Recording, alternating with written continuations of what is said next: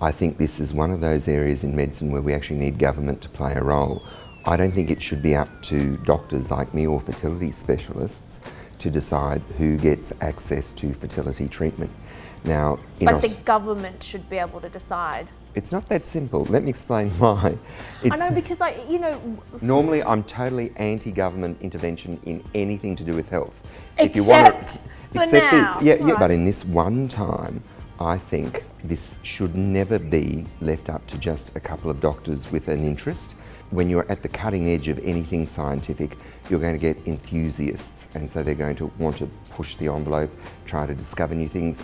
If you are an older person and you need high-tech stuff to get pregnant, you've got a much greater chance of having problems during the pregnancy, but then you've also got a chance of having a preterm baby that can have quite a lot of special needs.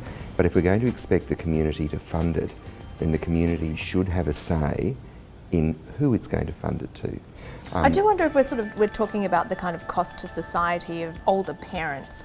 Older parents, one would imagine, would be more financially secure. I guess they may even be able to afford financially, at least, to look after themselves. Is there not merit to the argument that they should be able to get to a point where they are financially secure and then try and have a child? The other side is that you're much more likely to run into troubles, medical troubles. What's the cutoff for you? When do you think women should stop having babies? The logical answer is to say something around the age of 52, 55. The average age of menopause in Australia is 52.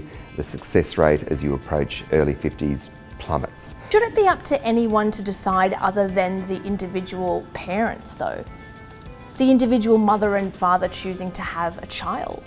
Just because you want something doesn't mean you should be able to have it, and just because you can do it doesn't mean you should.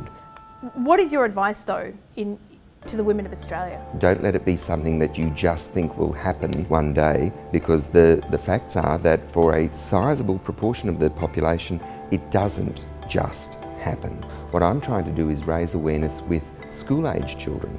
I actually want school-age children to be taught about the biological limits. Biology isn't politically correct. Biology didn't live through the 60s and have Germaine Greer fight for it and bring feminism to the fore. Biology is really old-fashioned, and biology dictates that spontaneous pregnancy after the age of 35 decreases fairly rapidly.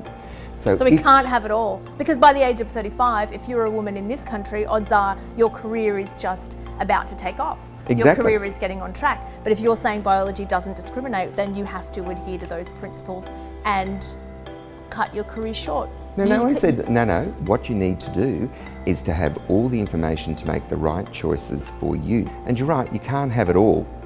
You can have it all, just not at the same time and not necessarily when you want it. Dr. Dino, thank you very much for joining us. Thank you.